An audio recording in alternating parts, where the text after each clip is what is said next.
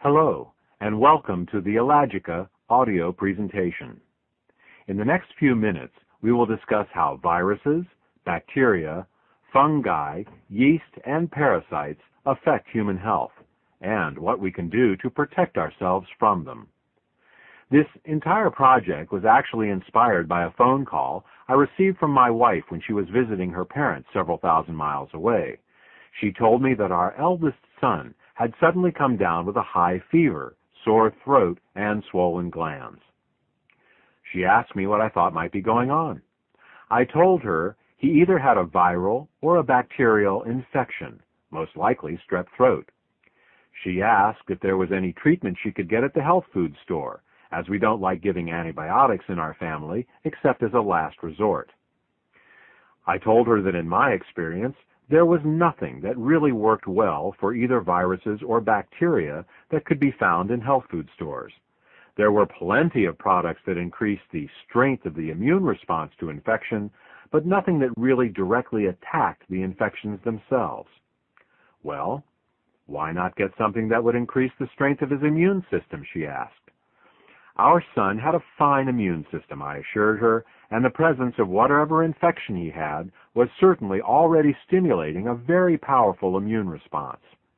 Taking herbal extracts to increase the activity of his immune system would do nothing, as it was already on high alert, churning out antibodies, natural killer cells, white blood cells, and all the assorted immune agents that were appropriate for whatever infection he had. My wife was puzzled.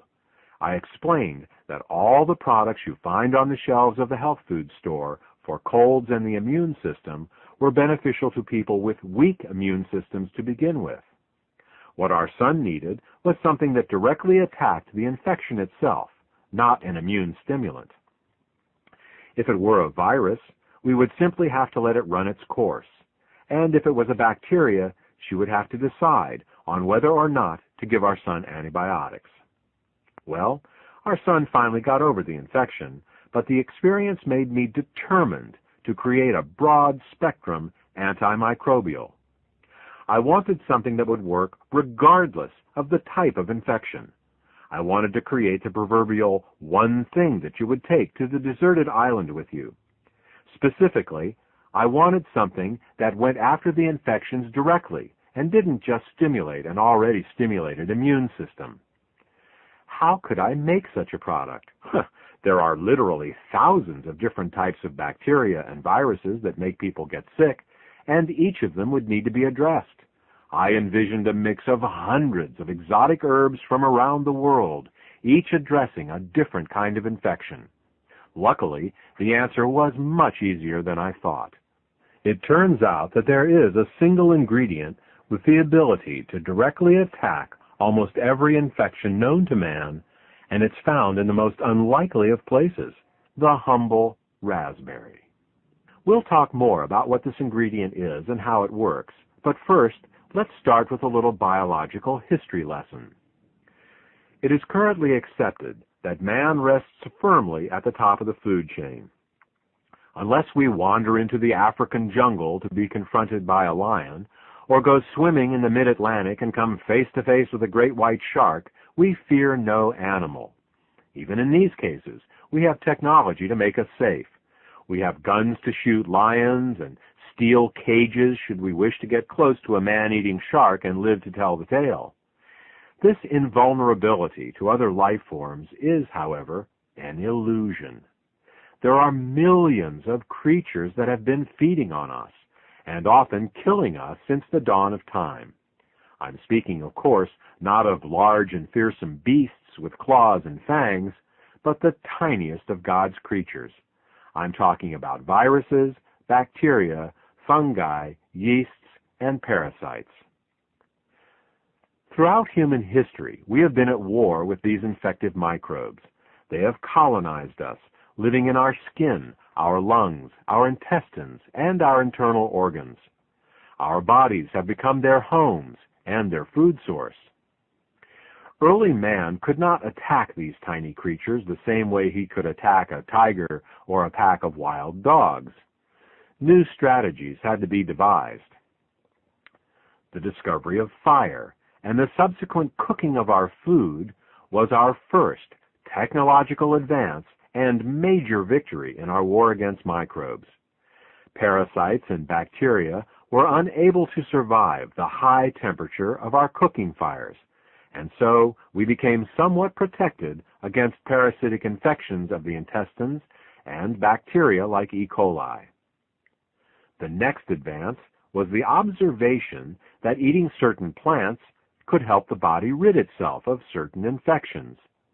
This body of knowledge was first learned by watching what plants sick animals would eat to regain their own health, and represents the true origins of modern medicine.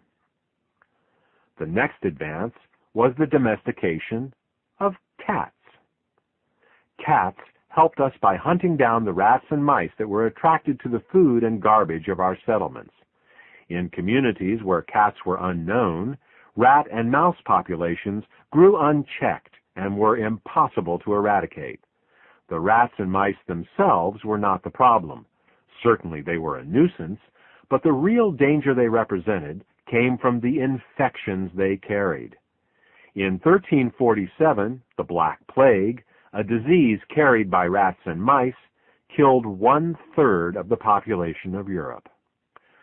Better sanitation, plumbing, and refrigeration were the next major advances in our war against microbes.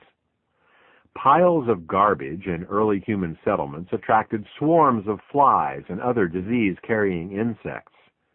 Instead of human waste and refuse being thrown out of the window onto the streets, indoor plumbing and garbage removal services were instituted. This resulted in a decrease in the number of these disease-carrying insects in and around our homes and places of work. Hot and cold running water made clothes and bedding easier to wash on a more regular basis, minimizing the mites and molds that made our blankets their staging ground for a nightly assault on our skin. Finally, refrigeration, first through the use of river ice, then dry ice, and finally modern refrigeration systems, slowed the growth of mold and bacteria on our food. All of these advances moved us forward. The most recent major advance was, of course, the discovery of antibiotics by Alexander Fleming in 1929. By observing that certain molds killed certain bacteria, he was able to discover penicillin. This led to both a deeper understanding of bacteria in general and also to an entire industry dedicated to searching out new and more effective ways to kill bacteria. We've come a long way in our understanding of microbes and our abilities to deal with them. Modern man lives in a mostly disease-free state. Still, the question remains, can we do better? Can we decrease the number of and severity of childhood infections? Can we prevent or shorten the length of the common cold? Can we rid ourselves of the chronic infections that make their homes in us? Can we finally win the war against microbes that was started so long? Let's look at the different kinds of microbes we face and see what can be done about them. The four major classes of infections are viruses, bacteria, fungi and yeast, and parasites. Let's begin with viruses. Viruses are among the most dangerous infections that we, as a species, have to deal with. Unlike other microbes that are typically spread by vermin or insects, viruses can spread directly from human to human through a sneeze or a cough. Smallpox killed some 500 million people last century, and influenza another 100 million in the 1918 outbreak alone. Now, with overpopulated cities where people are in close proximity, and given the ease of international travel, a single major viral pandemic would be much worse. According to the Centers for Disease Control, if another major influenza pandemic were to occur today, estimates are for 1 billion dead. While researchers work furiously to develop antiviral drugs, a truly effective broad-spectrum antiviral medication still eludes them. But we don't need to look to the apocalyptic to see the effects of viruses. Viruses are vastly underestimated as a cause of chronic disease today. It's not just the millions who currently suffer from viral infections, such as hepatitis C, AIDS, and herpes that are affected, but the average man and woman on the street. Everyone, without exception, is infected with the Epstein-Barr, cytomegalovirus, and herpes viruses. Most people are strong enough to keep these viruses from being much more than a low-grade nuisance, but they slowly eat away at our vitality, taking advantage of us when we are tired or under the weather. They are among the many opportunistic infections that wait for us to let our guard down. What is also generally unknown is that many of the conditions currently considered to be genetic in nature are in fact viral in origin. How does this mix-up happen? Firstly, viral infections are virtually impossible to detect, so unless you know exactly what you are looking for, you are likely to miss them. Secondly, viral infections also have the ability to cause genetic mutations in our DNA. Thus, in some cases, the genetic mutation that a scientist points to as the cause of a disease is actually the result of a virus he cannot detect. Many people today who are told that they have incurable genetic diseases actually have very curable viral infections. If you are dealing with a disease of unknown or genetic origin, or are just feeling run down, odds are you're dealing with a virus. Even though modern medicine has yet to come up with a truly effective broad-spectrum antiviral medication, there is a natural way to directly attack viruses. First, you need to understand a little bit about how viruses work. Unlike all other life forms, viruses are unable to reproduce on their own. Viruses reproduce by commandeering the machinery of our own cells, turning them into virus-making machines. Our own cells end up making the very viruses that can make us even sicker. While this is a very clever strategy for the virus, it does have one exploitable weakness. In order for a virus to reproduce and make us sick, it must first enter our cells. As long as it stays outside our cells, it can't hurt us. This is where we should focus. How can we keep a virus from entering our cells in the first place? It turns out that many viruses use an enzyme called integrase to get inside of our cells. If we can inhibit the integrase enzyme, then many viruses won't be able to get inside our cells to reproduce. Now, back to our friend the raspberry. Ellagic acid, a compound made from raspberries, does just what we are looking for in our fight against viruses. Ellagic acid is an integrase inhibitor. If we take ellagic acid, we will be able to inhibit many viruses, known and unknown, from entering our cells and reproducing. Now let's turn our attention to bacteria. The antibiotic revolution made once feared diseases like tuberculosis, staph, and strep manageable and often curable. Well, at least they used to be. Massive overuse of antibiotics in hospitals and in livestock management has given rise to the superbug. The superbug is antibiotic resistant and very aggressive. The very bacteria we once thought we had beaten are now making a comeback and threatening to wreak havoc around the globe. Right now, 2 billion people in the world, or roughly a third of the world's population, have tuberculosis, and antibiotic-resistant staph and strep run unchecked through our hospitals, often infecting and sometimes killing patients who come in for routine operations. This is understandable. Bacteria reproduce so quickly and mutate so easily that developing resistance to any particular antibiotic drug was only ever just a matter of time. What we need is a way to stop all bacteria, not just one type or another. Moreover, we need to find a way to stop bacteria at a level that they cannot mutate around. The deepest level of any life form is its DNA. Is there a way to affect bacterial DNA without harming ourselves? It turns out that there is.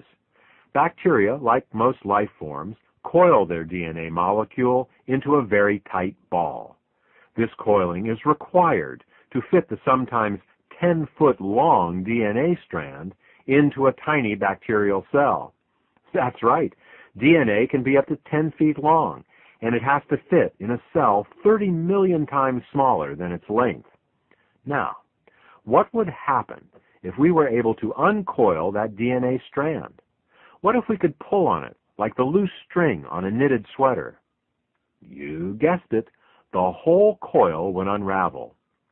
When the DNA is coiled up, the information is accessible, but in an uncoiled state, the DNA would be unreadable. In this state, the bacteria wouldn't have the information required to run its basic life processes. In other words, the bacteria would die. Here's an analogy to illustrate how this works. Imagine that you want to build your first house by yourself. Having never done this before, you decide to go to the library to get some books on basic carpentry and architecture.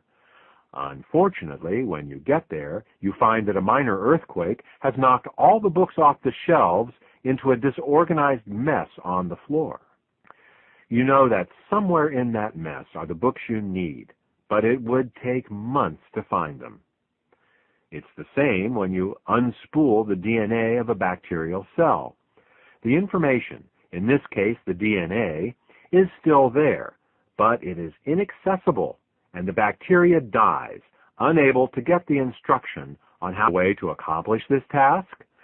Ah, the humble raspberry. It saves us again. That same ellagic acid compound we get from the raspberry that keeps the viruses from entering our cells also causes the DNA of bacteria to unspool. It turns out that all bacteria use an enzyme called gyrase to keep their DNA coiled, and ellagic acid inhibits this enzyme. Unlike antibiotics that only work on specific types of bacteria, ellagic acid inhibits all types of bacteria. Furthermore, since gyrase is not a human enzyme, inhibiting it is harmless to us. Now let's turn our attention to fungi and yeast. When people are infected with these microorganisms, they are literally molding, like a piece of bread or cheese left in the cupboard too long. Molds have been only a minor annoyance in the past 50 years, limiting themselves to ruining grain harvests and the occasional toenail infection. But times are changing. Toxic molds now commonly colonize houses and work environments, getting into walls and ceilings and ventilation systems. These molds can then transition into our lungs, where they may be impossible to eradicate. Chronic intestinal, fungal, and yeast infections are also on the rise. These intestinal infections bore holes in the mucosal membrane of the intestines, allowing undigested proteins to enter into the bloodstream, where allergic reactions ensue. Modern medicine has antifungal and anti-yeast medications, but the problem is that many of these are toxic to the liver and other organs. What would be useful is a way to attack these fungal and yeast infections without hurting our own cells. Is there some part of the life cycle of these two types of infections that we can inhibit without hurting ourselves? Well, it turns out that the same ellagic acid that stops viruses from entering our cells and causes bacteria to unravel their DNA also inhibits a key pathway in the life cycle of fungi and yeast. Fungi and yeast are types of plants, and so have a different type of cell wall than we do. Whereas our cell walls are made up of proteins and fats and are soft and pliable, their cell walls are made up of sugars, one of which is called chitin. This chitin is made with the help of an enzyme called chitin synthase 2, and fortunately for us, ellagic acid inhibits it. Without the ability to produce chitin, fungi and yeast cannot grow or reproduce, and given time, will die. And unlike common antifungal and anti-yeast drugs, ellagic acid has no known toxicity to our own cells. Since chitin synthase 2 is not a human enzyme, inhibiting it is harmless to us. The last type of infection to address is that of parasites. Many think that only third world inhabitants are at risk for parasites, but in fact, virtually everyone has some degree of parasitic infestation. Going to restaurants, owning animals, or traveling abroad virtually guarantees some degree of parasitic infestation. For the most part, parasites are happy to sit in your intestines and internal organs and slowly suck your blood. While there are many parasites that can kill a person, most parasites would rather suck as much life out of their host as they can without outright killing them. Parasites are the largest, smartest, and most evolved of the 4 infectious types, and so it makes sense that they have the best survival strategies. Unfortunately, most antiparasitic drugs have side effects worse than the symptoms of the original parasite itself. Is there some way we can deal with parasitic infections without hurting ourselves in the process? Again, ellagic acid and the raspberry come to our rescue. While the exact mechanism of how ellagic acid kills parasites is not fully known, it has proven itself against a number of different parasites. Current scientific thought suggests it has something to do with the glutathione reductase pathway, but that is beyond the scope of this presentation. This concludes our discussion regarding how ellagic acid can be used to suppress viruses, bacteria, fungi, yeast, and parasites. There is one more condition that ellagic acid has shown positive results with that we will discuss here, and that is cancer. In fact, if you look in the scientific literature, ellagic acid is better known for its ability to fight cancer than anything else. While there are several different ways in which ellagic acid both protects against cancer and helps fight against cancers that have already formed, the one we will discuss here is its ability to cause cancer cells to self-destruct. The technical term for this is apoptosis. Whenever a cell becomes cancerous, our DNA sends it a signal to self-destruct. This is one of the most powerful safeguards we have in preventing cancer, and it works the majority of the time. Unfortunately, it only takes one cancer cell capable of blocking this signal for a tumor to form.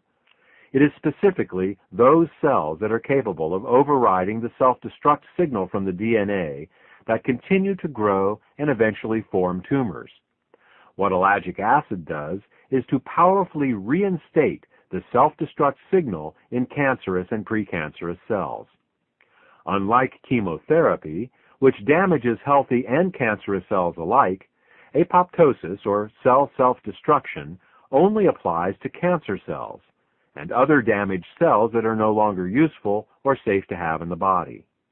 There are other ways in which ellagic acid supports the body in dealing with cancer, including protecting our DNA from mutagenic chemicals, causing the growth cycle arrest of cancer cells, and protecting the cellular regulatory gene p53, but again, these are beyond the scope of this presentation. Ellagic acid is truly a remarkable compound. It inhibits viruses, bacteria, fungi, yeast, and parasites. It helps support the body in its fight against cancer. Ellagic acid is truly the one thing you would take with you to the proverbial deserted island.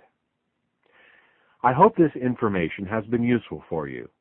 For more information about ellagic acid, or to order Ellagica, a USP-grade ellagic acid supplement, contact the healthcare provider who gave